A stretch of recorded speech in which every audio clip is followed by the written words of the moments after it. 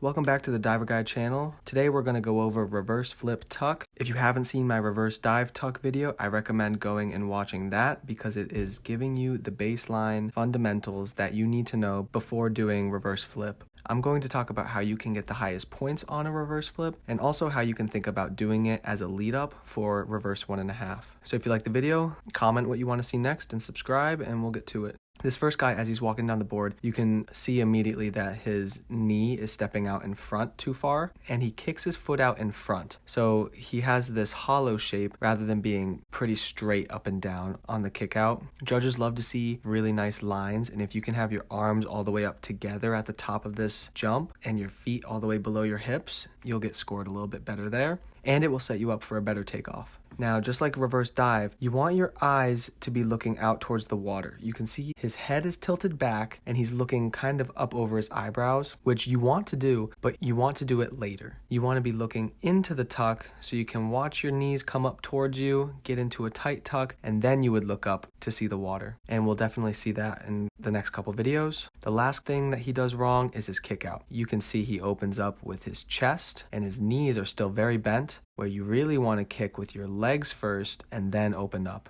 And opening up with his legs last puts him a little archy and it brings his shoulders over, which makes him over rotate. So that's our first diver right there. The next diver has a slightly different issue. The first person did jump out, but that was mainly because he was rushing the hurdle. She does not jump enough, and you can see she goes right through the knees on the takeoff and goes out. One of the things that's kind of difficult with reverses in general is that you want to get away from the board in the beginning. I know a lot of people get nervous because you think that you're going to be close to the board if you lean back and if you stay on top of the board too long, which definitely happens. People can hit the board on reverses, but there has to be a healthy medium, and there's a good way to do takeoffs to minimize risk in both directions. You don't want to be going through the knees too far like this, and you don't want to be too close and stay on the board too long with your shoulders going back so that you're dangerously close. But if you have this problem, thinking about walking down the board with your chest up and shoulders back will help your alignment. If you're going through your knees this far on a reverse flip, you have to reassess the basics and you have to make sure that your knees are tracking in the right direction on a reverse dive and the jump.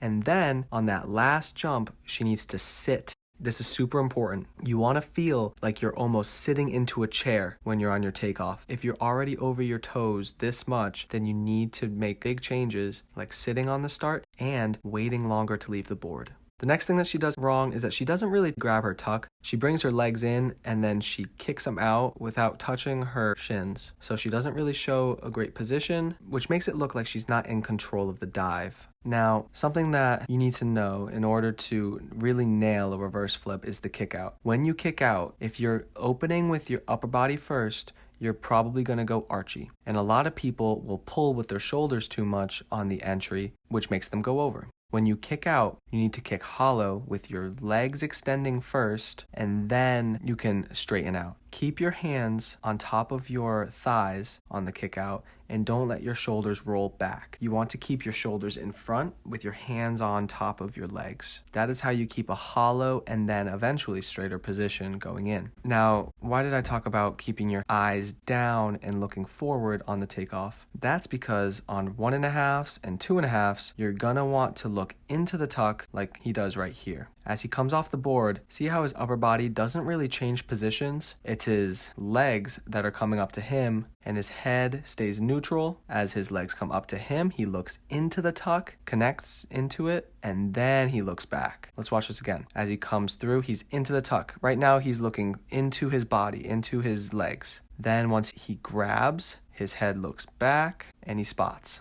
That is the basics of spotting for reverses right there. You look into the dive. As soon as you connect, you look up and bam, there's the water. And that's what you're looking for. Now, when I was talking about getting high scores on the reverse flip, I talked about putting your hands on your legs as you kick out, and that directly impacts how you're going to come out of reverse 1.5 when you go to do it. His arms stay on top of his legs the entire time as he comes out, and he's looking at where his legs are going, and then he reaches for the water. We're really focused on the start here, how he's much taller coming off the board, and look, his knees are still going out. That's normal. But what isn't happening is he's not pulling with his shoulders. He's not archy off the board. He's still in a neutral position, and he's looking out towards the water or the other side of the pool.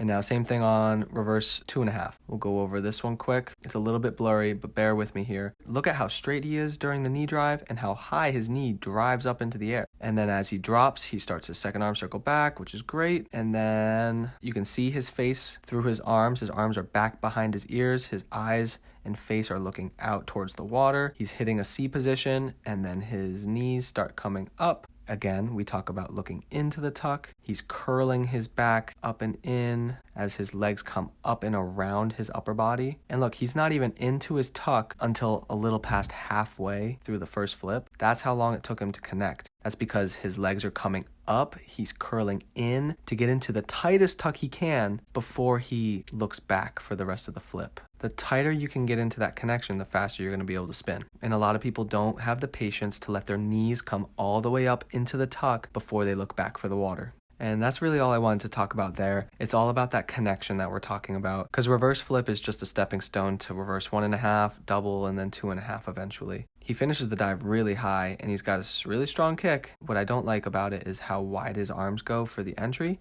If he kicked out and kept his arms on his thighs and really showed off his body lines, that would be awesome. But it's still better than any reverse 2.5 I've ever done in my life, so I don't know how picky I can really be.